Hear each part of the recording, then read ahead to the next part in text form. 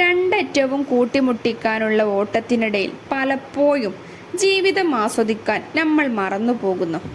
Family issues, business issues or financial issues, ഇങ്ങനെ ഒട്ടനവധി പ്രശ്നങ്ങളിലൂടെ കടന്നു പോകുന്നവരാണ് നാം ഓരോരുത്തരും. പക്ഷെ അതിൻ്റെ പേരിൽ ജീവിതം ആസ്വദിക്കാൻ നാം മറന്നു പോകരുതേ. ഏത് നിമിഷം വേണമെങ്കിലും അസ്തമിക്കാവുന്ന ഈ ജീവിതം ഓരോ നിമിഷവും ആസ്വദിക്കുക. നമ്മിൽ ആദ്യം വേണ്ടത് നമ്മുടെ ചിന്തയെ മാറ്റുക എന്നതാ. പോസിറ്റീവ് മനോഭാവമാണ് നാം ഓരോരുത്തരും നമ്മിൽ വളർത്തിയെടുക്കേണ്ടത്.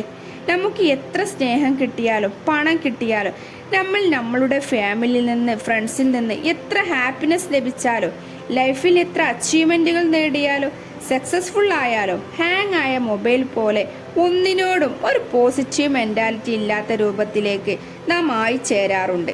അത്തരം ചിന്തകളെ ജീവിതത്തിൽ നിന്ന് തുടച്ചു മാറ്റുക. എപ്പോഴും പോസിറ്റീവ് മനോഭാവത്തിലിരിക്കുക.